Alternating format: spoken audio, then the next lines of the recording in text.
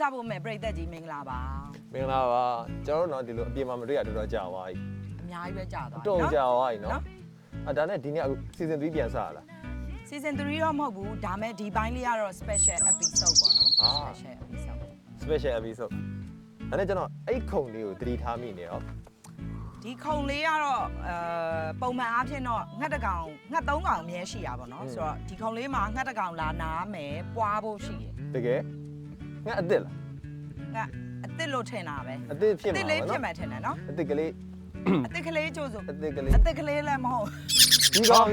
အဲ့အစ်စ်ကလေးမဟုတ်လို့စိတ်ညစ်သွားတာကြီးအေးဟုတ်မျိုးမှပြန်လာလားမျိုးကနေမျိုးသားဆက်တိုင်မှာဖြစ်သွားပြီစီဟိုတော်သားလည်းမဟုတ်တော့ဘူးညနေမကြည့်လိုက်ကြောင်ချသီးပါလာပြီfashion ရလဲနော် fashion မှာကျွေးနေပြီဒီနေ့အလန်းဆုံးလို့ပြောလိုက်တယ်ဟာစာဖို့မဲ့ break တက်ကြီးကိုထပ်နှောက်ဆက်လိုက်ပါအောင်ပြန်ခိုးပါဒါပဲလားဒါပဲဟမ်ဟုတ်လေခိုးပါပြန်တွေ့ရမှာကြားရဝမ်းသာပါတယ်မတွေ့ရကြပါပြီပြီးတော့ဘာပြောပြရမလဲစလာကြတဲ့ရကျဟေး okay ဟုတ်တယ်အဲ့ဒါကြားတယ်နော်ဟုတ်တယ်ဒီနေ့က special episode တဲ့ special episode ဟုတ်တယ် special episode ဒီနေ့ကအထူး season လေးပေါ့ဒုစာဖို့မဲ့အထူး season ထဲမှာအထူး season လေးကပြောလိုက်တော့တဲ့ဆိုတော့ဒီနေ့က March 8 ရက်နေ့ဖြစ်တယ်အပြည်ပြည်ဆိုင်ရာမျိုးသမီးများနေ့ဖြစ်တယ်ဆိုတော့ဒီနေ့မှာအထူးသဖြင့်အမျိုးသမီးတွေကိုဂုဏ်ပြုခြင်းနဲ့ဂုဏ်ပြုခြင်းလဲဒီကာလမှာကြမ်းကြမ်းခံနေတဲ့အမျိုးသမီးတွေအကြောင်းကိုပြောခြင်းတယ်ဆိုတော့အကြောင်းအရာလေးရှိရဲအဲ့တော့အထူး season လေးဖြစ်ပြည်ဆိုင်ရာမျိုးသမီးများနေ့အဲ့ဆိုအဲ့မျိုးသမီးများနေ့နဲ့ပတ်သက်ပြီးတော့လဲကျွန်တော်နည်းနည်းလေးတော့ပြောလိုက်လို့ရလားရတာပေါ့အများကြီးပြောလို့ရတယ်အများကြီးပြောOkay ဆိုတော့ဒီပြည်ဆိုင်ရာမျိုးသမီးနေ့ကဘယ်ဘယ်လိုစလဲဆိုတော့သူ1908မှာအမျိုးသမီးဝန်ထမ်းတွေကဆန္ဒအရင်ပြကြပြောရမယ်ဆိုရင်အလုံးချိန်အရင်မြ12နာရီနဲ့16နာရီဖြစ်တာတို့ပြီးတော့အဲ့လိုအလုံးချိန်များတာပြီးမညီမညာဘူးဖြစ်တာအဲ့ကနေမှ1909မှာအမျိုးသမီးပေါင်း1000ခွဲလောက်ကဆန္ဒပြကြတယ်ပြီးတော့ဒါပေမဲ့ February 28ရက်နေ့မှာပြတာဒါပေမဲ့ဒီနေ့ March 8ရက်နေ့ကိုဘယ်လိုပြောင်းသွားလဲဆိုတော့1909မှာရုရှားမှာလည်းဆန္ဒထပ်ပြအဲ့ဒါဘာလဲဆိုတော့ပါမုတ်ရဖို့ပြီးတော့ဒီငိမ့်ချမ်းကြီးအတွက်နောက်ထပ်တစ်ခုကတော့ကျွန်တော်တို့ဒီ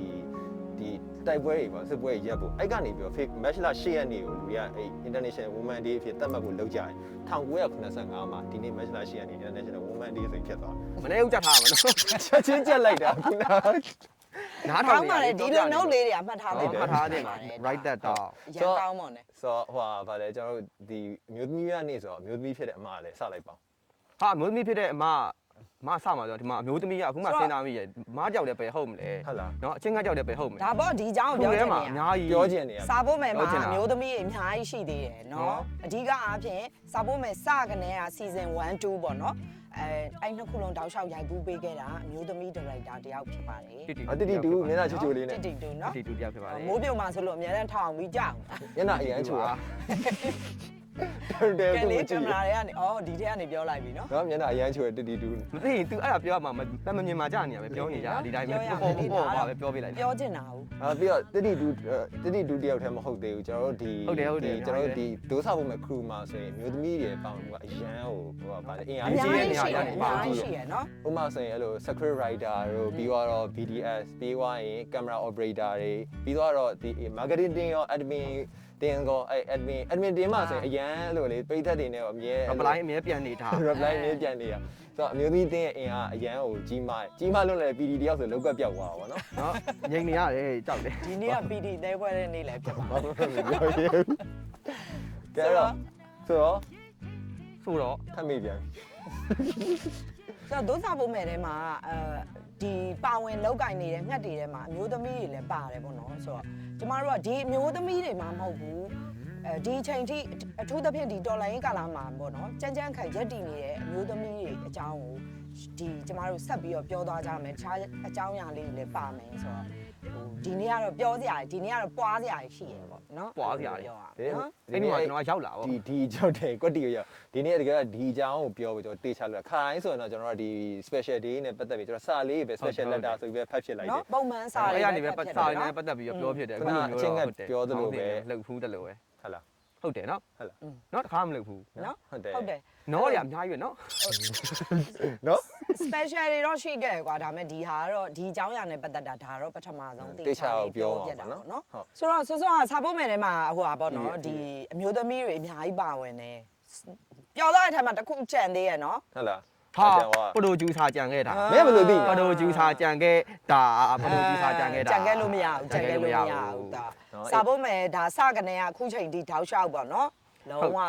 နော်ကော်ဖီလဲတိုက်တယ်သမီးနေလဲကျွေးတယ်နော် producer ကြီးရှိသေးတယ် အော်အေး သူကလည်းအမျိုးသမီးတစ်ယောက်ပါပဲဆိုတော့တကယ်လာပြောခိုင်းနေမှာနောက်လက်တုပ်လာပြောတာ email ပို့လိုက်ဒီရ ပြော ကို ပြီးတဲ့အကြောင်းကိုလေ regarding ဆိုတော့အမျိုးသမီးတွေအကြောင်းပြောမယ်ဆိုရင်ဟိုခက်ခဲတဲ့အကြောင်းတွေလည်းအများကြီးရှိအောင် ဟုတ်လားဗောအဓိကတော့အဲ့လိုဗောနေ့စဉ်ဘဝတွေမှာဟိုကျွန်တော်တို့ကအမှန်တမ်းပြောလို့ရှိရင်ဒီ physical pain ကိုတော့မခံရဘူးပေါ့နော်ဒါပေမဲ့ဟိုသူတို့ဟိုဘယ်လိုပြောမလဲသူတို့ခံစားနေရတယ်အဲ့ချိန်မှာဆိုလို့ရှိရင်ဟိုဘယ်လိုပြောမလဲဒီက physical pain ကရှိနေရော လားစင်ခံစား လားစင်ခံစားနေရတယ်ကျွန်တော်တို့က physical pain မသိမယ်ဘေးကနေမြင်နေရပါဘောနော်မြင်နေရတယ်ဩတို့ဒါတွေကိုလည်းဟိုကြော်ဖြတ်နေရတယ်ပေါ့ဟိုအဲ့တော့ဟိုဘယ်လိုမျိုးကြော်ဖြတ်လဲပေါ့အချိန်ကနေနေဘေးမှာအမြဲရှိနေကြပြီးဒီအကြောင်းလေးကိုတိတ်ပြီးမပြောဖြစ်ကြဘူးဘယ်လိုမျိုးကြော်ဖြတ်နေ မပြောပြခဲ့ဘူးဆိုတာလည်းအမျိုးသမီးတစ်ယောက်အနေနဲ့ယာတီလာတာလားစင်ပဲလေနော်ဟိုအမျိုးသမီးတစ်ယောက်အနေနဲ့တော့ထူးဆန်းတဲ့ကိစ္စတော့မဟုတ်ဘူးဒါပေမဲ့အဲ့ဒီလားစင်လည်းဟိုနာကျင်မှုတော့ခံစားရတယ်အမားဆိုရင် PMS ပေါ့နော်ဟိုကိုယာတီလာမအောင်မသိလိုက်ဘူးဒါပေမဲ့အဲ့ဖြစ်တော့မဲ့တရက်နှစ်ရက်မှာဥပမာအရန်အားနေပြီးတော့မေ့လဲသွားတာမျိုးတွေတနေရာမှာလဲကျသွားတာမျိုးတွေအဲ့လိုမျိုးခံစားရတာရှိတယ်အခုထိလည်းဆေးထိုးနေရတယ်ဆေးတောက်နေရပဲဆေးတောက်နေရတယ်ပေါ့နော်အထူးသဖြင့်တော့အဲ့လိုလားစင်ရသည်လာတယ်ကြိုက်ခဲတယ်နာကျင်တယ်ဟော်မုန်းပြောင်းလဲတွေဖြစ်တယ်ဒီကာလရဲ့အခက်အခဲတွေမိသားစုဝင်နေနဲ့ခွဲခွာလိုက်ရတာတွေကိုချစ်တဲ့သူနဲ့ခွဲလိုက်ရတယ်စသဖြင့်အများကြီးပဲပေါ့ ဒါရောဒီနေ့စာပို့မယ်မှာစာလေးပါလေရောက်မနေဘူးလား အော်ဒုစဖို့မယ်ဆိုစာဖတ်ကရှိရ စာဖတ်က ရှိတယ် စာဖတ်ချင်တာ ဟိုဟာအထူးစီစဉ်ဖြစ်တဲ့အတွက် special letter လေးရှိတယ်ဒီနေ့နဲ့ပတ်သက်တဲ့အကြောင်းအရာလေးပါတယ် မဖက်ကကြာမဖက်ကကြာ မျိုးသမီးတွေပို့ပေးတဲ့စာလေးဖတ်ကြမယ်နော် မဖက်ကကြာအရန်ဖတ်ချင်တယ် နော်စာဖတ်ရမယ်ဆိုတော့အခုတို့တွေပြန်တွေးကြပြီးမိတ်ဆက်ပြီးပြီးတို့အခုအစီအစဉ်လေးအကြောင်းလည်းပြောပြီးဆိုတော့စာဖတ်တဲ့အစီအစဉ်လေးကိုဆက်သွားကြမယ် ပြန်လာခဲ့မယ်နော် တောင်းပါမယ် ဆိုတော့တို့တွေအခုကစာဖတ်ရမှာပေါ့နော်ဒါမဲ့စာမဖတ်ခင်ပြောချင်တဲ့အကြောင်းအရာလေးတချို့ရှိတယ်ဒီအစီအစဉ်ကစကြတဲ့ရလေနော်စကြတဲ့ရငါတို့ဟိုအတန်နေကြဲကြဲလောင်းလောင်းထုတ်လို့မရတဲ့အတန်နေပြောချင်တဲ့စကားတွေကျူးလွန်ခံရမှုတွေအဲ့အကြောင်းတွေနဲ့သူတို့ပေးပို့လာတဲ့စာတွေကိုဖတ်ပြရမယ်ဒီအတန်တွေကိုထုတ်ရမယ်တို့တွေ speak out လုပ်ရမယ်ဆိုပြီးတော့နော်အဲ့ဒီအကြောင်းအရာတွေလည်းပါဝင်ခဲ့တယ်လေဒုစာပို့မယ်မှာ ဒါပါဘူး လူတွေရဲ့လိုရင်တွေကအတန်လေးကိုကျွန်တော်ကစာရီလေးနဲ့တည်လာပြီးငှက်ကလေးပေါ့နော်ကျွန်တော် မျိုးကပြန်လာအင်္ဂလိပ်ကိုတစ်လုံးလောက်ပြောလို့ရစီစဉ်ရဲ့ ambition ပေါ့ ဟုတ်လို့ intention မဟုတ် ဟုတ်ဘူးဒါ ambition လောက်ဖြစ်ကြ ဟုတ်ပါတယ်ဒီစာလေးကအမဖတ်ရမယ်အလှည့်ပေါ့နော် ဒီနေ့ ဒီစာလေးကိုဘာလို့ဖတ်တယ်ဆိုတော့အဲ့လိုပြောပြပေးလို့ရဘာလို့ ဒီစာလေးထဲမှာအားလုံးကြားရမယ့်အကြောင်းအရာတစ်ခုရှိတယ်ဒီစာလေးကိုဒုစာပို့မယ်အစီအစဉ်ကလည်းဖတ်ပြခြင်းတယ်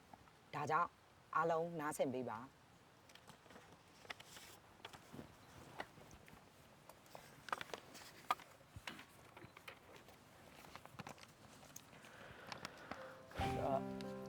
တို့စာပုတ်မယ်မှာငှက်ကလေးများနဲ့တော်လန်သူလူအပေါင်းတို့မင်္ဂလာပါကျမ်းမာနှွေးထွေးပါစေကျမနာမည်က Strawberry Milkshake ပါတော်လန်ရွှေ့ပြောင်းအမျိုးသမီးတစ်ယောက်အနေနဲ့ဒီ9နှစ်တာကာလအတွင်းမှာကြုံခဲ့ရတာတွေတဲကတစ်စိတ်တစ်ပိုင်းကိုပြောပြဖို့လိုအပ်တယ်ထင်လို့ဒီစာကိုစာပို့မယ်ကတဆင့်ပို့လိုက်တာပါကျမအခုပြောမယ့်အကြောင်းအရာတွေကစာဖတ်သူကြည့်ရှုသူတွေကိုစိတ်အစင်မပြေဖြစ်ကောင်းဖြစ်စေနိုင်ပါတယ်ဒီ9နှစ်အတွင်းမှာဒုက္ခဆင်းရဲမျိုးစုံခံစားခဲ့ရပေမဲ့မိန်းမတစ်ယောက်အနေနဲ့အစိုးဆုံးအတွေ့အကြုံကလိမ်မိုင်းဆိုင်ရာနှောက်ယှက်စော်ကားမှုတွေပါလွန်ခဲ့တဲ့3နှစ်လောက်ကကျမနဲ့အတူလှုပ်လှုပ်နေတဲ့လှုပ်ဖော်ကင်ဘက်3ယောက်က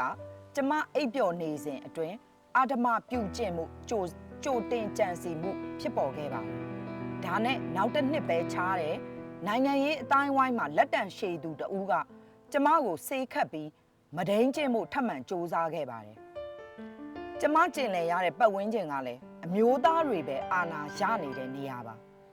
ဒီလိုအချိန်တစ်ပြိုင်နက်မှာပဲကျမမောင်အရင်လိုသဘောထားခဲ့တဲ့16နှစ်အရွယ်ကလေးတစ်ယောက်က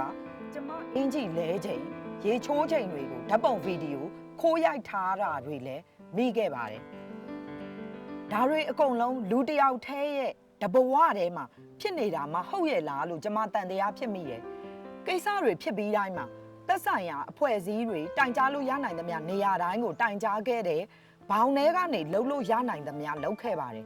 ဒါပေမဲ့ကျမကိုကျူးလွန်ခဲ့သူတွေကလွတ်နေတဲ့၍အန်တရယ်ပေးလာနိုင်တာဖြစ်လို့ကျမကအခုချိန်ထိအမြဲပုံနေရတယ်အိမ်တွေပြောင်းရတယ်ကျမကခံရပြီးဘာလို့ကျမချစ်ရတဲ့နေရာတွေကနေစွန့်ခွာရတာပါလေကျမအနေနဲ့ဘယ်တော့မှပုံမှန်ပြန်မဖြစ်တော့ပါဘူးကျမအခွန်လေးထဲမှာပဲနေဖြစ်လာတယ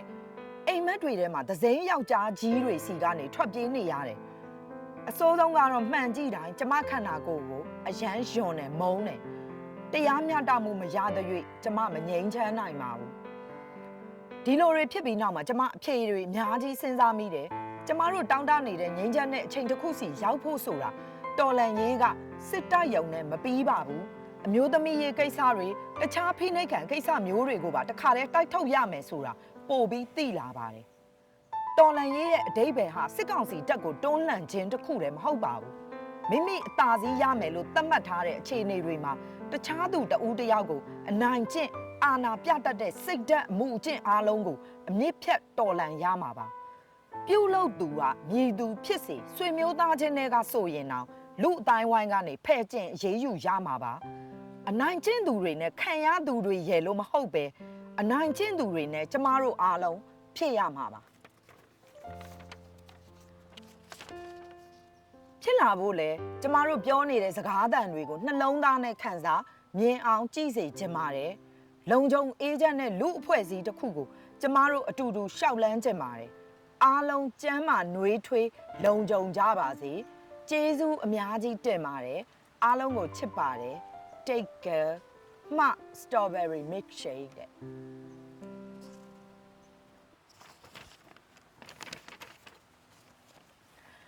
့ဆိုတော့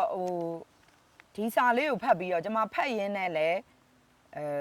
းဝမ်းနေတယ်ဒေါသလည်းထွက်တယ်အခုချိန်ထိဒါသူ့စာတွေကအတိုင်းဆိုသူကိုယ်တိုင်တရားမျှတမှုမရရှိသေးဘူးပေါ့နော်မလွတ်မြောက်နိုင်ဘူးနော်သူကိုယ်တိုင်တရားမျှတမှုမရရှိဘူးသူလုံးလို့ရရဲ့ဘောင်တွေကနေသူလုံးခဲ့တာရှိတယ်ဒါမဲ့အခုချိန်ထိဘယ်သူမှဒီကိစ္စကိုတေချာဒီစာတွေကိုဖတ်ပြီးတော့တိုင်ကြားစာတွေကိုဖတ်ပြီးအရေးယူခြင်းဆိုတာအခုချိန်ထိမရှိနေဘူးဒါကလည်းအထူးသဖြင့်ပေါ့နော်ကျမတို့ဒီတော်လန်ရေးကာလကိုအဓိကထားပြီးတော့ပြောချင်တယ်ဒီကာလမှာအဲ့လိုအကြမ်းဖက်ကျူးလွန်ခြင်းအဓိကအဖြစ်လိန်ပေါ့နော်ဒီစာထဲမှာပါတယ်လို့ဆိုသူ့ကိုမဒိန်ချင်းမှုစ조사တယ်သူယုံကြည်ရတဲ့ဆွေမျိုးလိုရဲဘော်ရဲဘက်လိုယောက်ျားသားတွေကသူ့ကိုဒီလိုပေါ့နော်လှုပ်တဲ့ကိစ္စတွေဒါတွေကသူတယောက်တည်းမဟုတ်ဘူးဆိုတာသူသိလာခဲ့တဲ့အချိန်ပေါ့နော်ဒီစာလေးကိုရဲရဲဝင်းဝင်းပေးပို့ခဲ့တဲ့ strawberry milkshake ကိုလည်းကျေးဇူးတင်ပါတယ်ကျမတို့လည်းစာပို့မယ်ဒီနေရာနေပြီးဒီစာကိုအတန်ထုတ်ပါတယ်ဖတ်ပေးပါတယ်စာပို့မယ်ကြည့်နေတဲ့လူတွေလည်းဒီစာကိုနားထောင်စေချင်ပါတယ်နော်ဆိုတော့ဒီလိုဖြစ်ရလို့ပဲအလားတူဖြစ်ရတယ်လည်းအများကြီးရှိနေဒီလိုအတန်ထွက်လာလို့အတန်နေထွက်လာဖို့လည်းလိုအပ်တယ်ပြီးတော့အတန်နေဒီလိုထွက်လာမထွက်လာတဲ့တခြားကိစ္စရပ်တွေလည်းအများကြီးရှိအောင်မှာဒီပြင်မှာဒါဆိုဒီထွက်လာလို့ကျွန်တော်ဆက်ခွင့်ပေါ့ရောက်လာပါမဟုတ်ဘူးဆိုရင်ကျွန်တော်ဒါဒီစာကိုသူပို့နိုင်တယ်နော်ဟုတ်တယ်နော်စာမပို့နိုင်တဲ့လူတွေအများကြီးရှိရယ်ကွာကိုဒီလိုဖြစ်ခံရတာတော့ကိုဒီဟာကိုဖော်ထုတ်ခွင့်မရှိဘူးဘယ်သူမှပြောခွင့်မရှိရဖြစ်ရက်တွေအများကြီးရှိတယ်သူတစ်ပြည့်ဆိုဒီကာလာမှာပူအောင်ဆိုတဲ့ဒီအတန်တွေကကျွန်တော်တို့ထွက်လာပြီးတော့ဘာဆက်လုပ်ကြမလဲဆိုဘယ်ဟိုတိုင်လို့တိုင်ရမလဲမသိရမျိုးတွေပြီးတော့အဲ့လိုဘယ်လိုဆက်လုပ်ကြမလဲပြီးတော့ထွက်လာခါတည်းထွက်လာတဲ့အတန်ကပြန်ပြီးတိုက်ခိုက်ကြရမျိုးတွေပါပို့ပြီးတော့အများကြီးရှိရဗျာတဲ့လားကာကွယ်မပေးပဲနဲ့နော်ဟုတ်တယ်ဒီကာလာမှာဆိုရင်ကြော်ကြားလောက်လို့ရှိရင်ပေါ့နော်အဓိကတော့စစ်တမ်းနေရဘယ်သူရဲ့စစ်တမ်းလဲဆိုတာဒါမြန်မာနိုင်ငံမျိုးသမီးများဖွဲ့ချုပ်ရဲ့စစ်တမ်းရဆိုရှင်ဒီ9နှစ်တာကာလအတွင်းမှာမျိုးသမီး1000ကျော်ကျူးလွန်ခံရတယ်ပေါ့နော်ဒီလိုမျိုးလိန်ကျန်းဖတ်မှုကျူးလွန်ခံရတယ်ပေါ့နော်အဲ့ဒီမှာ1000ကျော်ဆိုတာ1000ကျော်ဆိုတာ1000ကျော်ဆိုတာအပြင်မှာဖြစ်တာလဲဆိုလို့ရှိရင်နည်းတယ်ပေါ့နော်တကယ်တော့အပြင်မှာကဒီထက်ပို့ပြီးတော့များတဲ့အရာတွေဖြစ်နေနိုင်တယ်အဲ့ဒီလိုမျိုးလိန်ကျန်းဖတ်မှုတွေကလည်းအမှန်တမ်းပြောလို့ရရှင်ဒီလိုသတင်းတီးတဲ့မှုနည်းတဲ့ဒီလိုမျိုးတခုခု report လုပ်ဖို့မရနိုင်တဲ့နေရာမျိုးပို့ပြီးတော့အကျဉ်းထောင်နေပေါ့နော်ဖြစ်လေရှိတယ်အကျဉ်းထောင်နေပေါ့နော်စစ်ဖြစ်နေတဲ့နေရာဖြစ်တဲ့နေရာတကယ်တော့အဲ့လိုမျိုးစစ်တပ်ဆိုလို့ရှိရင်ဒီလိုမျိုးလိန်ကျန်းဖတ်မှုကိုသူတို့စစ်လက်နက်တစ်ခုလိုမျိုးစေးပြူဟာဒီဟာတစ်ခုလိုမျိုးသူတို့ကအသုံးပြုနေကြအဲ့တော့ဒီလိုကိစ္စမျိုးတွေအများကြီးပေါ့နော်အများကြီးရှိတယ်ဒီ1000ကျော်အပြင်အများကြီးရှိတယ်ဒီ1000ကျော်ဆိုအမှန်တမ်းပြောကျွန်တော်လက်လှမ်းမိတယ်စစ်တမ်းပဲရှိတယ်စစ်တမ်းပဲရှိလက်လှမ်းမိတယ်မှတ်တမ်းမဝင်သေးတဲ့လုံးဝတိုင်ကြားလို့မရနေသေးဘူးလုံးဝသူတို့ဒီကိစ္စကိုဖော်ထုတ်လို့မရဘူး speak out လုပ်လို့မရဘူးเนาะအဲ့ဖြစ်ရက်တွေအများကြီးရှိတယ်ဒါမဲ့အဲ့လိုစကားမဆက်လေဒီစာအိတ်ဆိုတာစာဖို့မယ်တောက်လျှောက်မှာဒီလိုအယောင်မတွေ့ဘူးเนาะ ဆိုတော့โอเคဒီစာကြီးလေးတွေ့တယ်အမဖတ်ရမယ်ဆိုတော့ဖတ်လိုက်ရတဲ့စာကလည်းဝမ်းနေတယ်ကွာနော်ဆော့ဆော့ကပြောသလိုဝမ်းနေတယ်ဒါပေမဲ့ဒီကိစ္စလည်းအမှန်တရားရနိုင်ပါစေ နိုင်ပါသေး ဒီကိစ္စလိုပဲအလားတူဖြစ်ရတယ်လဲနော် ခုနကပြောသလိုပေါ့နော်ဒီစစ်တမ်းတွေပဲစစ်တမ်းတွေပြင်တခြားအတက်ထွက်ဖို့အတန်တွေအရန်ခက်တယ်ဘာဖြစ်လို့ခက်လဲဆိုရင်ခုနကျွန်တော်ခုနပြောသွားတယ်ပဲအဲ့ဟာကိုထပ်ပြီးပြောချင်တာဘာဖြစ်လို့လဲဆိုတော့အတန်ဒီလိုထွက်လာနိုင်ဖို့ကအရင်တော့ဆိုလုံးဝမထွက်ရဲကြဘူးတဖြည်းဖြည်းနဲ့ထွက်လာဒါပေမဲ့ဖြစ်ချင်တော့ထွက်လာတဲ့အတန်တွေကိုကျွန်တော်ကကာကွယ်ပေးဖို့လိုတယ်အဲ့တော့ထွက်လာဖို့တည်းတိုက်တွန်းလို့ဆိုရင်ဒါပေမဲ့အဲ့ထွက်လာတဲ့အတန်တွေတေချာနားထောင်ပေးဖို့လည်းလိုအပ်တယ်တေချာနားထောင်ရမယ်တေချာဖြည့်ရှင်းပေးရမယ် ဟိုဒါကြီးကဖြစ်ပြန်ပြီးဒါကိုဘာလဲဒီကိုင်တွေပေးပါမယ်ဆိုပြီးတော့အဲ့လိုဒီအရှော့လို့ရတဲ့ကိစ္စတွေမဟုတ်ဘူးဗျာသိလားဒါပြီးတော့ပို့ဆိုတာကျွန်တော်ကဒီအခုဖြစ်နေတဲ့ဟာဆိုရင်ဒီအုတ်ချွေရန်တွေကပြက်ပြားသွားဖြစ်တဲ့အတွက်ဘဲဟာကိုကျွန်တော်တွားပြီးတော့အဲ့လိုဟိုတိုင်လို့တိုင်ရမလဲမသိအဲ့တော့ဒီအတန်တွေကအရေးကြီးရယ်နားထောင်ပေးဖို့လည်းလိုရယ်ပြီးတော့ဟိုထိရောက်တဲ့အရေးယူမှုတွေလည်းလုပ်ပေးနိုင်ဖို့လည်းအရေးကြီးရယ်ပေါ့နော် ရေးကြီးပါတယ် အုတ်ချုပ်ရေးအပြင်တရားစီရင်ရေးရန်နေရပါပြတ်နေရတယ်နော် ဒီကျွန်တော်တို့ကဒုစဖို့မဲ့အဖွဲ့အစည်းအနေနဲ့ရောအဲ့လိုဒီတော်လိုင်းမှာပါဝင်တဲ့လူတယောက်အနေနဲ့ဒီအတန်တွေကိုအဲ့လိုရေးယူဆောင်ဖို့တိုက်တွန်းနှိုးဆော်ပါတယ် အဲ့မှာအချိန်တည်းမှာတိုက်တွန်းလို့လာလေကိုဒီပေါ့နော်အဲ့လိုမျိုးဒီလိမ်မှုအကြမ်းဖက်ကျူးလွန်မှုတွေပေါ့နော်ကိုကဒီလိုမျိုးမှတ်တမ်းတင်ထားနိုင်တယ်အပိုးလုံးနိုင်တယ်ဆိုတာမရှိလို့ကြိုးရှင်တယ်ဒီလိုမျိုးခုလုံးနိုင်တယ်ဆိုရင်ပေါ့နော်လုံးကြဖို့တိုက်တွန်းပါတယ်ဘာလို့လဲဆိုတော့ဒါတွေကနီးစပ်ရအဖွဲ့အစည်းတွေ document တစ်ခုခု data တစ်ခုခုရှိထားဖို့ကလိုအပ်တယ်ပေါ့နောက်ပိုင်းကျလို့ရှိရင်အုပ်ချုပ်ရန်နေပြန်ပြီးတော့တကယ်တက်ဝင်လာတဲ့အခါမှာဒါမျိုးတွေကပြန်ပြီးတော့ ဒါတွေက record ရှိထား record ရှိထားလို့ပြောချင် ဘယ်ချိန်ဘယ်ကာလဒီလူတယောက်ကျူးလွန်ခဲ့တာ ဆိုတော့ record ပေါ့အဓိကတော့ record ရှိဖို့အဲ့လိုမျိုး data နဲ့တကွာအဲ့လိုမျိုးဟို document လေးရှိဖို့ပေါ့နော်အဓိကတော့ data ရှိဖို့ပေါ့ ခက်ခဲမှာတော့မှန်တယ် အဲ့လိုအဓိကတော့အခုပြောလို့မျိုးအတန်ထပ်ဖို့ပါပဲဟိုအတန်ထပ်ဖို့ကိုလည်းတိုက်တွန်းပါတယ်လို့ခုနဟိုကိုကြီးပြောရလိုမျိုးပဲရေးယူဖို့လည်းရေးယူဖို့နော်ရေးယူဖို့အမြန်ဆုံးဆောင်ရွက်ပေးဖို့ဒါမျိုးလည်းကျွန်တော်နောက်တစ်ခုက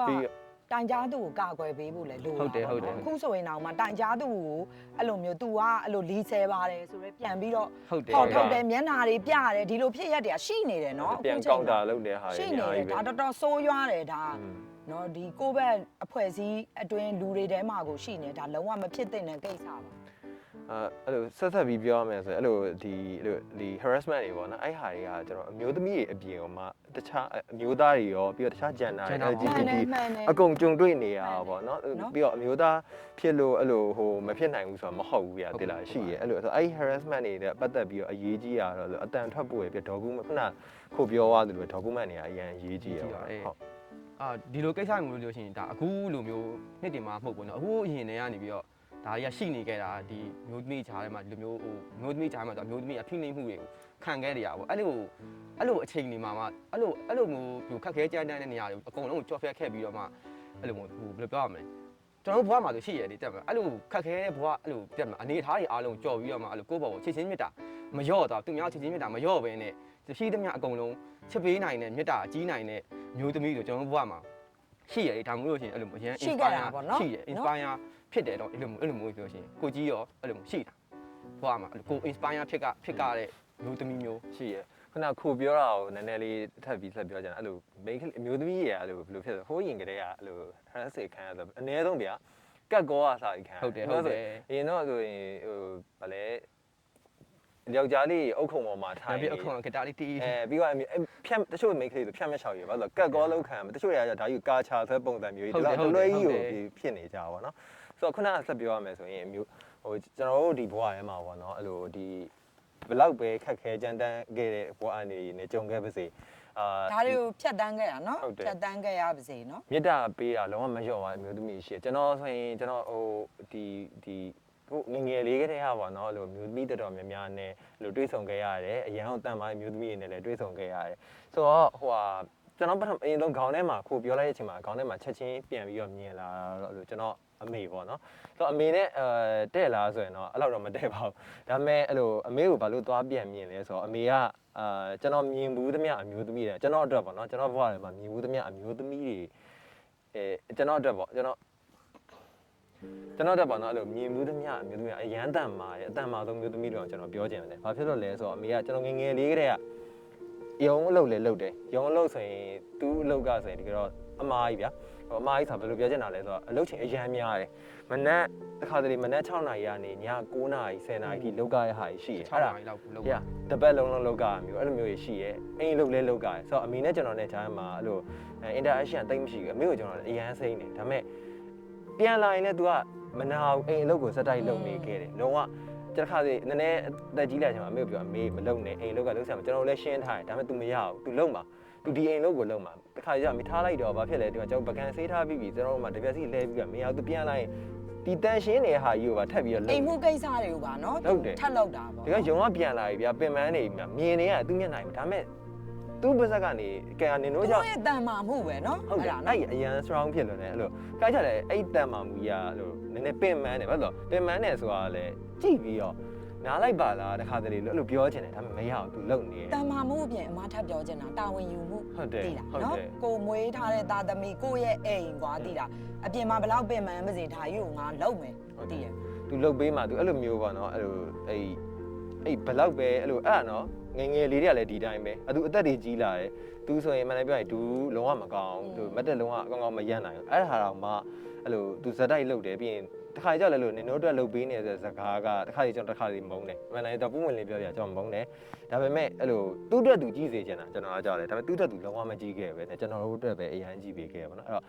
ဟိုအမေနဲ့အဲ့ခုနခူပြောလိုက်တဲ့အချိန်မှာအမေကိုအရန်သတိရသွားတယ်ဘာဖြစ်လို့လဲဆိုတော့ဟိုအမေနဲ့စကားမပြောပြတာလဲလို့9နှစ်လောက်တောင်ရှိပြီထင်တယ်အဲ့လို9နှစ်လောက်ရှိသွားပြီဆိုတော့ခါကြောက်လဲလို့တတိယရောအဲ့လိုဟိုအမှန်တမ်းပြောရင်တော့ပြန်ပြီးတော့လေပြန်တွေ့ရဲ့အချိန်မှာတော့အဲ့လိုဟိုဒီတွေကိုမထွက်လာခင်တော့အဲ့လိုမပြောပြလိုက်တဲ့စကားတွေရောမဖတ်လိုက်ရဘူးဗျာအဲ့ဟာလေးလည်းအဲ့လိုလောက်ချင်တယ်ပေါ့နောက်တစ်ဆက်ပြောရရင်တော့ဒီလိုပဲဒီကတော်လန်ရေးကာလမှာမှကျွန်တော်အရန်တန်မှာအမျိုးသမီးအများကြီးနဲ့တွေ့ခဲ့ရတယ်အဲ့အကြောင်းလည်းအဲ့လိုသူတို့ရလည်းဟို inspire အရန်ဖြစ်စေတယ်သူတို့ရဲ့ဒီခွန်အားတွေကိုမြင်ရတဲ့အချိန်မှာလေသူတို့ရဲ့ဒီပါဝင်မှုတွေရောအဲ့ဒီကိုမြင်ရတဲ့အချိန်မှာအဲ့လိုအရန်အဲ့လို inspire လည်းဖြစ်စေရပြီးတော့အရန်လည်းအားတက်ကအဲ့လိုပြောချင်တယ်တော့အမအနေနဲ့ရောအမအနေနဲ့ကတော့အမချစ်ရတဲ့လေးစားရတဲ့အဲ့လိုကိုဘွားတစ်လျှောက်လုံးမြင်ခဲ့ရတာစောစောကကြီးပြောသလိုအမအမေပဲပေါ့နော်အမေလည်းကြီးတို့အမေလိုပဲဝန်ထမ်းဖြစ်တယ်ဘွားတစ်လျှောက်လုံးရုန်းကန်ရတယ်ဟိုအဓိကအပြင်ကျမရေးဆိုလဲသားသမီး3ယောက်လုံးကိုခွဲမွေးရတယ်ပြီးတော့ဒီဟိုရင်သားကန်ဆာနဲ့ပဲရင်သားတစ်ဖက်ဖြတ်ထားရတယ်ပေါ့နော်ဟိုသူ့မှာခွဲစိတ်မှုတွေကြီးပဲကွာဟိုအမဆိုဟိုပြောရရင်ဟိုခွဲစိတ်ရမှာကြောက်တယ်ကွာတိတာဟိုတခုလက်တွေရှသွားရကွဲသွားရဆိုရင်တော့ရတယ်မခွဲဘူးဒီတိုင်းပဲကြက်သွားအောင်အနာခံပြီးတော့စောင့်တယ်ပေါ့နော်ကိုယ့်ရဲ့ site ကိုပေါ့ဒါမဲ့အဲ့လောက်ကြီးအဲ့လိုကွာခန္ဓာကိုယ်ကြီးမှာလည်းအဲ့လိုဟိုဒီမိန်းမတယောက်ရဲ့ဖြစ်တည်မှုမှာခံစားရတဲ့တအိမ်တို့နော်နောက်ဒီရင်သားတို့ဒီပြဿနာတွေကိုလည်းရှိတယ်ကလေးတွေကိုလည်းခွဲမွေးထားတယ်ဒါမဲ့ရုံမြန်မာနိုင်ငံမှာဝန်ထမ်းတယောက်ရဲ့သိရမလားလောက်ရတဲ့အလုပ်တွေရတဲ့လစာနဲ့မလောက်ငှတာတွေဒါမဲ့အိမ်ကဟင်းဟိုးထဲမှာအများနဲ့ဟင်းရှိနေတယ်ထမင်းရှိနေတယ်ပြီးတော့အမေရှိနေတယ်ဆိုတာအမြဲတမ်းအားတစ်ခုလေနော်အခုဆိုရင်အမေကအမေကလေးဖြတ်သွားတယ်စကားမပြောနိုင်တော့ဘူးကိုတချမ်းသိသွားတယ်ဒါပေမဲ့အမေရှိနေတယ်ဆိုတာအမေပဲလေနော်အမေရဲ့တန်မာခဲမှုတွေကိုဟိုဒီဟာအမေတိမတိပေါ့နော်အမေရဲ့တန်မာခဲမှုတွေကိုလေးစားတယ်ကျေးဇူးလဲတင်တယ်အမေကိုလည်းချစ်တယ်ပေါ့နော်အဲ့ဒါပြောချင်တယ်ကျွန်တော်တစ်ခုလောက်ဖြတ်ပြောရမယ်ဆိုရင်လည်းဒီတန်မာတဲ့မျိုးသမီးကိုမြင်ရတဲ့မှာဒီကတော့ဟိုအချင်းကန့်ဆိုရင်လည်းကျွန်တော်မြင်မှာဒါအရန်တန်မာတဲ့မျိုးသမီးလို့တော့လည်းထင်တယ်ပေါ့နော်တကယ်တော့ပြောကြတာပေါ့လေအမတန်မာရမယ်အမတန်မာပါတယ်အမတန်မာတယ်နော်ဒါမဲ့တန်မာတယ်ဘယ်ဟုတ်မလဲရားသလောက်ကြမ်းခံရတာပေါ့အမလည်းစိတ်ကြသွားတဲ့အချိန်တွေရှိတယ်နေမကောင်းတဲ့အချိန်တွေရှိတယ်ဟိုအလုပ်ကိစ္စနောက်ကိုယ့်ဘက်ဝန်းကျင်မှာရှိရဲ့ရဲဘော်ရဲဘက်တွေရဲ့ဒုက္ခတွေရောဒုက္ခတွေရောကိုဒီနေရာမှာရှိနေတယ်ဖြတ်တန်းရမယ်ရုန်းကန်ရမယ်အဲ့ဒါတွေအားလုံးကဒီလိုပဲတရက်ချင်းပဲဒီလူတွေလိုပဲတရက်ချင်းပဲဖြတ်ကျော်သွားတယ်တခြားအမျိုးသမီးတွေလိုပဲတခြားအမျိုးသားတွေလိုပဲတခြားလူတွေလိုပဲတရက်ချင်းပဲဖြတ်ကျော်တယ်လဲကြတဲ့အချိန်တွေရှိရပြန်ထားတယ်ဘာလို့ကြမ်းခံလဲဆိုတော့ငါတို့ရဲ့ရည်မှန်းချက်ရှိရငါတို့လှုပ်ရှားရှိရဒါတွေကိုပြီးဆုံးအောင်လုပ်မယ်ဆိုတော့စိတ်တစ်ခုကတော့အမြဲတမ်းရှိရဒါကြောင့်လဲကြသွားတိုင်းပြန်ထားတယ်နော်တကယ်ပြန်ထားပါတယ်စီဇန်1တုန်းကဆိုဂျာကူရေးတစ်ခုမှာဂျာကူတစ်ခုမှာအဲ့ဒီစီဇန်1တုန်းကကိုဗစ်လည်းဖြစ်သွားတယ်ကိုဗစ်ဖြစ်တယ် ပြီးတော့ shooting မှာအဲ့လိုသွေးပေါင်နေကြရတယ်နော် ဒီကောင်ကြာပါတော့တပိုင်းနဲ့အခုလိုမရိုက်နိုင်ဘူးလေ ဟုတ်တယ် နှစ်ပိုင်းရိုက်ရတနေ့ တစ်ခါရိုက်နှစ်ပိုင်း နှစ် နော် ပိုင်းအဲ့နေ့က ပြီးရိုက်နေပူပူမိုးရွာရွာရိုက် ဟုတ်တယ်အဲ့နေ့ကလောမမရတော့နေပူရေးမှာရိုက်ပြီးတော့ညဘက်ကျမရတော့ပန်ကားလေးတို့လေးဖြစ်သွားတယ်အဲ့လိုဒါပေမဲ့အဲ့ဒါမှ तू မရရအောင်ပြန်ထပြီးတော့ရိုက်ဖို့လုပ်သေးရပေါ့နော် ဘာလို့ shooting တစ်ခုပြတ်သွားရင်မလွယ်ဘူးလေလူတွေရဲ့အားတွေငွေကြေးတွေအချိန်တွေလေအများကြီးပဲလေနော် သူကမှကြည်နေပြီဟိုမှာ ဒါဆိုရင်ခိုချစ်ရတဲ့လေးစားရတဲ့ဘဝတစ်လျှောက်လုံးမြင်ခဲ့ရတဲ့အမျိုးသမီးတယောက်အကြောင်းပြောပြ အဲ့လိုမျိုးလို့ပြောလိုက်ရကြတော့ကျွန်တော်ပြေးမြင်တာအဖွားပဲအဖွားအဲ့လိုမျိုးကျွန်တော်ဖွားမှာဆိုရှင်ဘယ်လိုရှိရလဲကျွန်တော်တို့ဒီမှာဆိုဘယ်လိုရှိရလဲရုပ်ရှင်ကြည့်quaတော့ဒီရုပ်ရှင်မှာဒီဇက်ကောင်ကတော့မိုက်တယ်ကွာကူးဖြစ်တယ်ငါလည်းအဲ့လိုဖြစ်ချင်တယ်ပေါ့ငါလည်းအဲ့လိုဖြစ်ချင်တယ်မိုက်တယ်ဆိုတဲ့ဟာမျိုးသူကအဲ့လို icon inspire ဖြစ်တာ သူ inspire ဖြစ်တာသူကကြောက်အမှန်တမ်းပြောလို့ရှိရင်အဲ့လိုမျိုးဟိုသူကအမြဲဟိုကျွန်တော်ပေါ်မှာကျွန်တော်နဲ့ပတ်သက်လာလို့ရှိရင်သူအမြဲတမ်းမှာအိမ်မှာမိသားစုအကုန်လုံးကိုသူ against ပြီးတော့ကျွန်တော်ပဲအမြဲရက်တည်ရသူကချစ်တယ်ကျွန်တော် အဖွားတွေကတကယ်ချင်းသားချစ်မြေးနေတယ်နော် တကယ်ချစ်တယ်သူတိတ်လုံးနဲ့ against ပြီးတော့ နှစ်ကလေး အကုန်လုံးနဲ့ against ပြီးအကုန်နဲ့ချနိုင်တယ်အဲ့လိုချစ်တယ်သူအဲ့ဒါမို့လို့သူ့ဘဝအစိတ်ပိုင်းတော်များသူပြန်ပြောပြရင်ကျွန်တော်အကုန်သိနေရလူကြားနေရသူဖြတ်တန်းခဲ့တဲ့ဘဝအဲ့လိုဟိုမလွယ်ဘူးပေါ့နော်မလွယ်ခဲ့ဘူးဟိုမလွယ်တဲ့ဘဝဖြတ်တန်းတယ်သူရဲ့အဖွားရဲ့အဖေပြောရှင်သူကအဲ့လိုမျိုးစစ်ပြန်တယောက်အရန်ဆိုးပဲဟိုတက်မလားစစ်ပြန်ဆို PDSC တပြုံနေအဲ့လိုမျိုးဟိုနှိမ့်ဆက်တတ်တဲ့လူမျိုးတယောက်အဲ့ဒါကိုမှအဲ့ဒါနဲ့ကြွားပြီးတော့အဲ့ဒီအဖွားရဲ့အမေကနောက်ထပ်ယောက်ျားထပ်ယူတော့လေထုံရင်ကထုံရင်ပဲအဲ့တော့အဖွားငငယ်လေးတွေကဒီဟိုယောက်ျားသားတွေဖိနှိပ်မှုခွဲခြားဆက်ဆံမှုခံခဲ့ရပါတော့ အများကြီးပဲ ပြီးတော့သူအဲ့လိုမျိုးသူရုံးတယ်သူဘဝသူရုံးကန်တယ်သူ့မှာအဲ့လိုမျိုးဟိုမောင်လေးတွေရှိရပါသူ့မောင်လေးတွေသူပဲရှာကြွေးရတကယ်တော့သူပဲရှာကြွေးပြီးတော့သူအဲ့လိုမျိုးဘဝကိုရက်တည်တယ်ဘဝကိုရက်တည်တယ်သူအရန်ကြိုးစားတယ်ပေါ့နော်သူအဲ့လိုကိုပိုင်စီးပွားရေးတွေလုပ်တယ်ကိုပိုင်စီးပွားရေးတွေအကုန်လုံးကလည်းအဲ့တုန်းကကိုပိုင်စီးပွားရေးလုပ်မယ်ဆိုလို့ရှိရင်စစ်တပ်ကအကြီးဆုံးအန်နေရပဲအဲ့အန်နေရကြောင့်အများကြီးသူ့ရဲ့စီးပွားရေးပျက်စီးရဒါပေမဲ့သူဘယ်တော့မှမရက်ခဲ့ဘူးသူကြိုးစားတယ်နောက်ဆုံးမှာအမေကိုသူအဲ့လိုဘွဲရဟိတက်လို့သူထားနိုင်ခဲ့ စောနာပြောတဲ့ကြမ်းခံပြီးသူကြော်ဖြတ် အကုန်လုံးကြမ်းခံသူကအကုန်ကြမ်းခံခဲ့ရတယ်အဲ့တော့ အဲ့ခေတ်တော့ပို့ဆိုတော့အမျိုးသမီးကိုအရန်ဖိနေ အရန်ဖိနေတယ်အဲ့တော့ကသူဟိုတက်မလားဒီဈေးဆိုင်တစ်ခုကိုမျိုးသမီးတယောက်ကပိုင်နေဆိုရင်တော့မှအဲ့ဒါမရအဲ့လိုအခြေအနေတွေအများကြီးကိုကြော်ဖြတ်ပြီးတော့မှအဲ့တော့ဟိုသူ့ရဲ့ story ကအများကြီးကျွန်တော်အဲ့လိုတစ်ခါရတသိန်းထားပါသည်ခေါ့အဲ့လိုတော့ကျန်းလာလားအဲ့လိုတော့ကြော်ဖြတ်ခဲ့ရလားဆိုတော့အများကြီးဖြစ်သွားသေးတယ် အဖွားရဲ့ဈေးဆိုင်မုံယူစားမြည်လေး အရန်အဖွား အရန်ထွက်လာပြီနော်အရန် အဲ့တော့သူ့မြင်ရတဲ့အချိန်မှာတက်မှာသူကအဲ့လိုဟိုဘဝရဲ့အဲ့လိုအကြိုက်ဆုံးရုပ်ရှင်ဒီဘဝကဟိုကျွန်တော်ဘဝကရုပ်ရှင်ပြရမယ်သူကကျွန်တော်အကြိုက်ဆုံးစားပေါင်တောင်ဖြစ်နေမှာသူအဲ့လိုမျိုးသူက inspire အရန်ဖြစ်တယ်သူကအခုဟိုမှန်တိုင်းပြောလို့ရှိရင်သူကတော့အဲ့လိုတက်မှာသူငငယ်လေးတွေကအဲ့လိုစစ်တပ်ကိုတော့မှန်တိုင်းပြောရင်မုန်းခဲ့ရပါတော့ကိုမြဲလာထိနေရဘူးအဲ့တော့အခုအချိန်မှာလေသူကဟိုကတော့ပြောပါတယ်ကိုအခုပြောဘာပြောရလဲဆိုတော့ဖွာဟိုဘယ်လိုအခြေအနေရှိတယ်ဖာညာကြော်လဲဖုန်းမိပါပြောပြတော့ဟိုဖွာပြောပါတယ်နင်းမဲရီပါလေတဲ့ရွေးကောက်ပဲလုပ်တယ်လေဟိုကောင်လေးရွေးကောက်ပဲလုပ်တယ်လေ သိမကြသေး မဲရီပါလေဖွာလို့မဲရီပါရောဘယ်လိုအခြေအနေရှိတယ်လို့ရက်ကွက်ထဲမှာဆိုဖွာပြောနင်းတမ်းထဲဘူးလေဖွာလို့ဖြစ်ပါမလားလို့ဖြစ်ပါမလားဆိုတော့ဖွာပြောမဟုတ်တဲ့အင်နာမီလို့ကြည့်ဒူးမကောင်းတမ်းထဲရလို့ပြောလိုက်ပဲတော့ဆက်တော်မှုမှလုပ်နေတာအခုထိ နော်ရောင်းတော့အာနာဖိဆန်နေရတယ် အခုထိလုပ်နေရော အဖွား so strong နော် ဆိုတော့အခုထိလုပ်ထည့်ပေးနေရောသူကအဓိကတော့သူ့ကိုကြိုက်တယ်မှာဟိုကလည်းပါပေါ့အဲ့လိုမျိုးဟိုသူတစ်ခါကြိုက်တော့ဖွာအဲ့လိုစားရှိရတစ်ခါကျခေါင်းမာလည်းပဲပို့သွားပါတော့သူဒါကိုယုံကြည်ရဲဆိုလို့ရှိရင်လုပ်မယ်ဒါဖြစ်လုပ်မယ်အဲ့လိုဟာ inspire ဖြစ်တယ်ပေါ့တကယ်တော့ကျွန်တော်ကအမှန်တမ်းပြောရင်အဲ့လောက်မကြောဘူးမငယ်တုန်းက तू ကအမှန်တမ်းပြောရင်အဖွားအလိုလိုက်တော့တခုဆိုလွယ်ကူရတော့လွယ်ကူမရတဲ့ဟာလို့ရှိရင်မလုပ်တော့ဒါပေမဲ့အဲ့ဒါငယ်တုန်းကအဆင်ပြေတယ်အခုလိုမျိုးအဖွားနဲ့ဝေးကွာတဲ့အချိန်ကြီးကြတော့ခုနကဟိုဒါကိုလည်းကိုကြီးလည်းခံစားမိပါဟိုဟင်းနေပါရင်ဖြတ်တက်ဦးမှန်တမ်းပြောရင်တစ်ခါကျရင်ဘိုက်စားလို့ရှိရင်အိမ်မှာအရင်တော့လက်ကြီးလိုက်လို့ရှိရင် ready ပဲစားရုံပဲအခုကကြတော့သူတို့မရှိတော့သူတို့တန်မှုပို့ပြီးနားလေတာပေါ့သူတို့ပြင်မာတဲ့အလုပ်တွေလုပ်နေအိမ်ထဲမှာတန်ရှင်းရင်လုပ်နေမှာငါတို့စားနေတဲ့ဟာလေးတော့မှ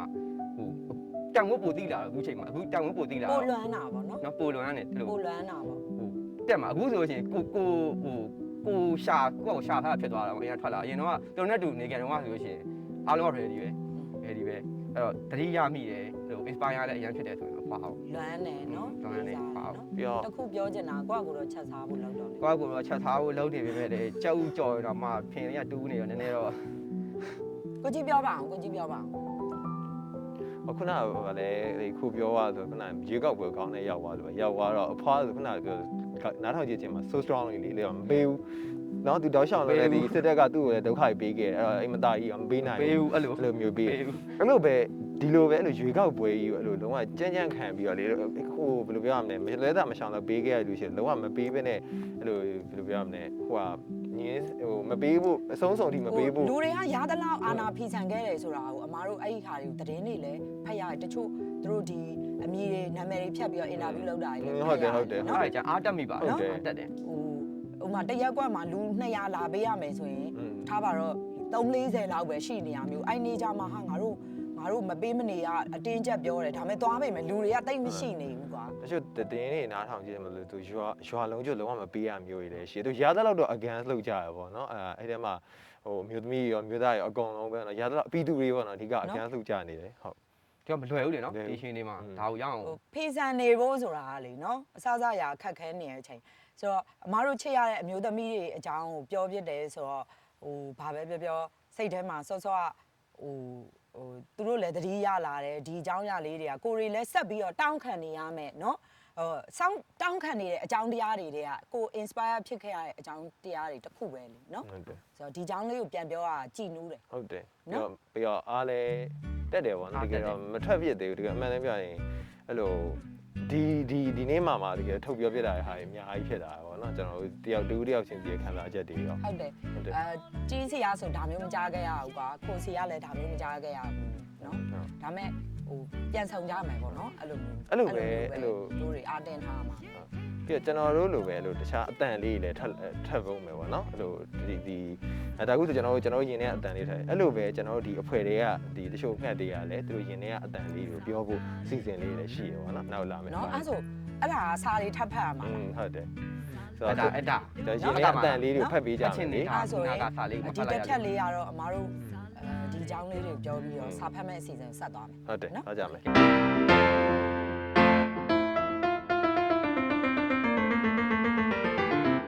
ကဲစာမဖတ်ခင်အမလှုပ်ချင်တာတခုရှိတယ် မလုပ်ချင်ဘူး အမျိုးသမီးတွေကထိုးကြော်နေမှအောင်မြင်နေမှကင်မရာရှေ့မှာရှိမှလူတွေသိနေမှဂုဏ်ပြုရမှာမဟုတ်ဘူးသူတို့ရဲ့နေ့စဉ်ဖြစ်တည်မှုကလည်းဂုဏ်ယူစရာဖြစ်တယ်ဂုဏ်ပြုလို့ရတယ်ဆိုတော့အမတို့ဒီ season လေးမှာအမျိုးသမီးတွေကိုအမဂုဏ်ပြုခြင်းတယ် ဘလို့ဂုံပြုတ်ကျင်တာ ဒီနေ့အထိဒီကာလအထိကြမ်းကြမ်းခံရက်တည်နေတဲ့အမျိုးသမီးတွေအားလုံးကိုလက်ခုပ်လေးတီးပြီးတော့အမဂုဏ်ပြုခြင်းတယ်အမနဲ့အတူအားလုံးပေါ့နော်အမတို့ငှက်3ကောင်ရောဒီကင်မရာနောက်မှာရှိတဲ့ငှက်တွေအားလုံးရောဂုဏ်ပြုစေခြင်းတယ်နော် အဲ့ဂုံပြုလိုက်ကြမယ်လေ နော် โอเค โอเค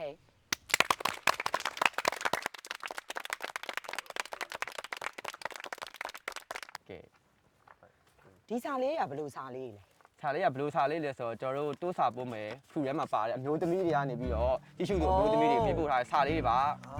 ဖတ်ချင်ပါတယ် အဲ့တော့အရင်ပေးဖတ် စာလေးတွေကများတော့များတယ်ဆိုတော့ဖတ်ကြမယ်လေနော် နည်းတူတာလေး ဆိုတော့ ကြားမှာ ခွေကြီးကအရင်ဆုံးဖတ်ပေးလေနော်ခွေကြီးကအရင်ဆုံးဖတ်ပေး ကဲကျွန်တော်ရတာတော့ကျွန်တော်တို့ program ရဲ့ script writer ကနေပေးပို့ထားတဲ့စာဖြစ်ပါတယ် script writer ကနေပေးပို့ထားတဲ့စာကတော့ ဒီတော့ မတရားမှုကိုစန့်ကျင်နေတဲ့၍ဖိနှိပ်မှုကိုတွန်းလှန်နေတဲ့၍တော်လှန်ရေးဖြစ်တယ်လို့ကျွန်မယုံကြည်ထားတယ်တဲ့ကျွန်မတို့ဖွင့်ဆိုနေတဲ့တော်လှန်ရေးကအများတကာနဲ့တူညီပါလိမ့်မယ်တချို့ကလည်းကျွန်မတို့တွေကို စလုံးပေါက်မလားလေ နော် မျက်စိကမြင်ရရဲ့လားအော်မျက်မှန်လား ဩအတန်တော်ထွက်တဲ့မိန်းမတွေတတနာတိတ်ရှာတဲ့လူတို့မြင်ကြပါလိမ့်မယ်ဒါပေမဲ့ဘာဖြစ်လဲနော် ထွက် တဲ့ မှာပဲလေ နော်ဒါသူ့ရဲ့အတီကျုပ်တိုင်းမြင်နေရတယ်ကျမတို့ကဘဝကိုကိုယ်ပိုင်အဓိပ္ပာယ်နဲ့ရှင်သန်ရှင်ကြားသူတွေပဲတဲ့ကျမတို့ဝင်သမျှတိုက်ပွဲတိုင်းအောင်မြင်ပါစေလို့ဒီနေရာကနေထူတောင်းပေးလိုက်ပါတယ်တဲ့ဒါကတော့ကျွန်တော်ရဲ့ script writer ကနေပြီးတော့အားလုံး script writer ထူတောင်းပေးထားတာပါမြို့သမီးတွေထူတောင်းပေးထားဖြစ်ပါတယ် ဟုတ်ကဲ့ပါ script writer ကြီးရေကျေးဇူးတင်ပါတယ်ဒီစာလေးကိုစာဖတ်သူတော်လန် ဟဲမဟုတ်လေတော်လန်ဟဲမဟုတ်လေ ကျေးဇူးတင်ပါတယ် ကျေးဇူးတင်ပါတယ်လို့ ဘုံပြကြပါ ဒီနေ့မဆူ တော် လို့လေ ပြေပြောနေတော့သူ အဲ့ဒါလေးတော့ပါလို့ရလား โอเคโอเคလုံးလုံး တော်ပြေပြောနေ ဖတ်တဲ့ ကြီးကိုကြီးရေဖတ်ပါ ဆောင်းဖက်ကတော်ကြာပြီဆိုတော့ နော်တေချာလေးဖတ်ပေးပါ ဒါကကြတော့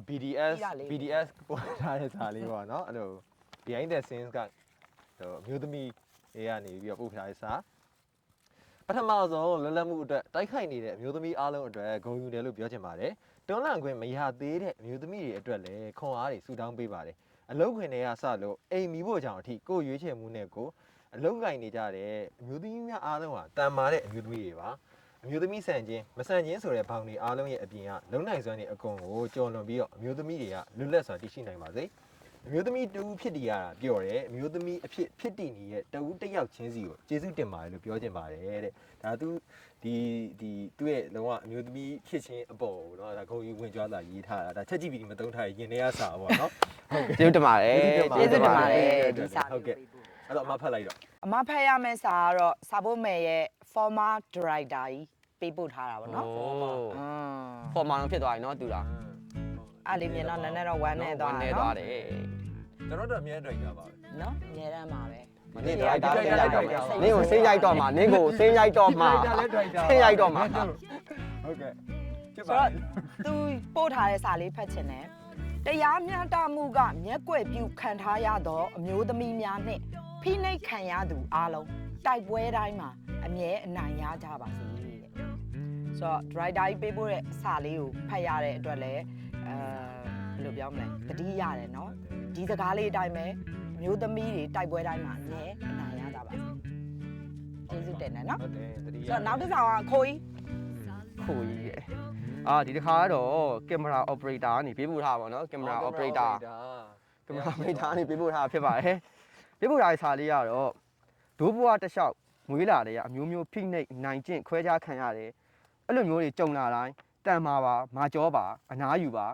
ဘယ်သူမှဘေးနားမရှိနေတာမိမိကိုယ်တိုင်အတွက်ရှင်သန်ရက်တည်ပါအများကြီးပို့ချစ်ပါကဘာတဝမ်းလုံးကတို့ညီအမတွေ LGBT တွေအားလုံးဒီတိုက်ပွဲမှာပါဝင်နေရဆိုတာသတိရပါတယောက်တည်းရှိတယ်လို့ခံစားရတဲ့နေ့ရက်တွေမှာတို့တွေအားလုံးတူတူရှိနေရဆိုတာသတိရပါနေ့ရက်တိုင်းမှာလုံခြုံပါစေနှွေးထွေးပါစေကျမ်းမာပါစေပျော်ရွှင်ပါစေဆိုပြီးတော့ဆူတောင်းမရဖြစ်ပါတယ်ဒါလေးကတော့ဆူတောင်းမိထားတယ်ကင်မရာအော်ပရေတာဆူတောင်းမိထားကျေးဇူးတင်ပါတယ်အခုလိုစာလေးကိုပေးပို့ပေးရတဲ့အတွက်နော်လူချင်းကြည့်ပြီးတော့ကျေးဇူးကြီးလူချင်းတည်ပြီးကျေးဇူးတင်ရတယ်နည်းနည်းတော့ချက်မျိုးဆိုတော့နောက်တစ်ဆောင်ကကိုကြီးဖတ်လိုက်တော့ Okay ဆိုတာဘာတူလဲ makeup artist ဆိုတော့ makeup artist ကကျွန်တော် makeup artist တွေဆိုတော့ကျွန်တော်ပို့ထားတဲ့စာလေးပေါ့နော်အမျိုးသမီးတိုင်းရဲ့အင်အားအလားတရားနဲ့ယုံကြည်မှုဆိုတာဖန်တီးခြင်းမဟုတ်ပဲနဲ့ရှိနေပြီးသားကိုပဲထုတ်ဖော်ပေးခြင်းဖြစ်ပါတယ်အမျိုးသမီးများနေမှာအမျိုးသမီးတိုင်းပျော်ရွှင်ကြမှာကြပါစေချစ်ချင်းများစွာဖြင့် makeup artist လုံးဝ makeup artist ပြပြတတ်ကိုပို့ထားတာအလားတရားလေးပြောလောက်မိုက်လေအလားတရားလည်းရှိရမယ်နော်ဟုတ်တယ်အလားတရားရှိတယ်ပြီးတော့ဟုတ်ပါတယ်ဆိုတော့စာဖို့မယ်ရနော် makeup artist ဒီစာလေးပေးလို့တဲ့အတွက်ကျေးဇူးတင်ပါတယ်ဆိုတော့စာဖတ်ရမယ်နောက်ဆုံးကခိုကြီးပဲနောက်ဆုံးစာကောင်းတာဟောနော်တိုးစာပုံမယ်ပရိုဂျူဆာမှပရိုဂျူဆာကနေပေးပို့ထားဖြစ်ပါတယ်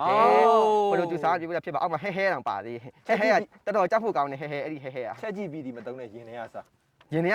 တယောက်ကရိုက်ခံရတော့မှာအမျိုးသမီးတွေအတွက်ကျမတို့အမျိုးသမီးတွေရတာအင်အားတွေပိုဖြည့်စေနိုင်တာလား sorry ပါပြန်ပြပါပြောင်းလိုက် sorry ပါပြန်ပြပါမယ်အမျိုးသမီးတွေအတွက်ကျမတို့အမျိုးသမီးတွေရတာအင်အားတွေပိုဖြည့်စေနိုင်တာပါဒါကြောင့်မို့အမျိုးသမီးတွေအတွက်မတရားဖိနှိပ်ခံရမှုတွေအတွက်တရားတဲ့ဘက်ကအမြဲရှိနေပေမဲ့အမျိုးသမီးတစ်ယောက်ပါတဲ့ပြီးတော့အောက်မှာဒါလေးကတော့နော်အာကြီးကတည်းက 9.9 ရရတယ်ကိုကြီးကဖတ်တာကိုကောင်းမယ်ထင်တယ်ဒီကလေးစာလေးတွေပါထည့်ထားတာโอเคဒါကျွမ်းကျင်သူပေးရလိုက်မယ်နော်ဒါပေမဲ့ဒါသူရင်ထဲကစာချက်ကြည့်ပြီးဒီမတုံးရင်ထဲကစာဟုတ်တယ်အဲ့ဒါကျွန်တော်ဒီတေချာလေးကိုဖတ်ပြီးမပြောင်းတော့ဘူးပေါ့နော်ချက်ကြည့်ပြီးဒီမတုံးထားတဲ့ရင်ထဲကစာဟိုမှာခဲတွေပြန်လာနေပြီတွေ့လား Okay Your voice is your power don't let anyone silence it respect our voices from ဒေါသပုံမဲ့ရဲ့ producer မှာပေးဖို့ပါတယ်ဟဲရတယ်ဖတ်ပြဖတ်မယ်ဟာဖြစ်ပါတယ် producer ဆိုတော့ဘာတူလဲစာကလေးလားစာကလေးကျွန်တော်အရန်အဲ့လိုဗာလဲဒီနေ့တကယ်သူနောက်မှာနော်ဟုတ်ပြောချင်တာဒီနေ့ရိုက်ကူးရေးအတွက်ကိုအကုန်လုံးဒိုင်ယာလေးလည်းရခဲ့ပေးဆက်ထားတာဟုတ်တယ်ပေးဆက်ထားတာအဲ့လိုနော်အဲ့တော့ကျေးဇူးတင်ပါတယ်လို့ကျေးဇူးတင်ပါတယ်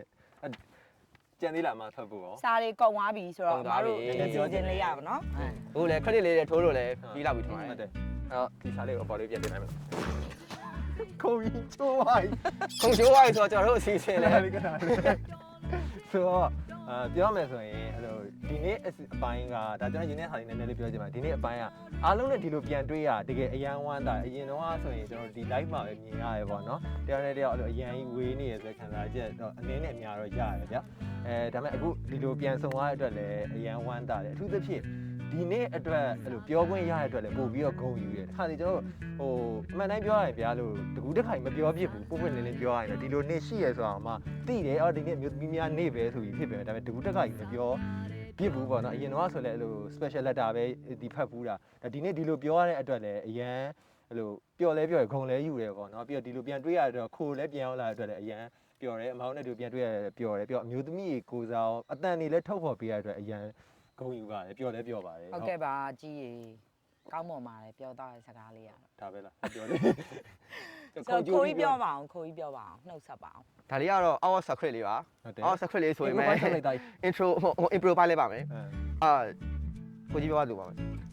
ကျေးဇူးတင်ပါတယ်ခုံးယူပါတယ် နော်အမအနေနဲ့ကတော့အမတို့စာဖို့မဲ့စတွေကဒီအကြောင်းတွေကတောက်လျှောက်ပြောခဲ့တာပဲလေနော်ကြီးတို့ရောခိုးတို့ရောအမတို့ရောပြောခဲ့တယ်ဒါမဲ့ဒီလိုနေ့မှာဒီအကြောင်းလေးတွေတေချာထပ်ပြောခွင့်ရတဲ့အတွက်ပျော်လဲပျော်တယ်အမှတ်တရလဲဖြစ်တယ်ဒီ host 3ယောက်တည်းမကဘူးဒီနောက်ွယ်ကဝိုင်းကူပေးကြတယ်နော် crew တွေစာဖို့မဲ့အဖွဲ့သားတွေငှက်တွေငှက်မျိုးသမီးလေးငှက်မလေးငှက်ထီးလေးတွေအားလုံးကိုလည်းကျေးဇူးတင်ပါတယ်လို့နော်ဟိုဒီစာလေးတွေတည်းအတိုင်းပဲအမျိုးသမီးတိုင်းလုံခြုံပြီးတော့တရားမျှတမှုရရှိပါစေ တောင်းမလဲပါတယ်တတ်တာပါစိတ်တတ်တာဟုတ်တာစိတ်တတ်တာ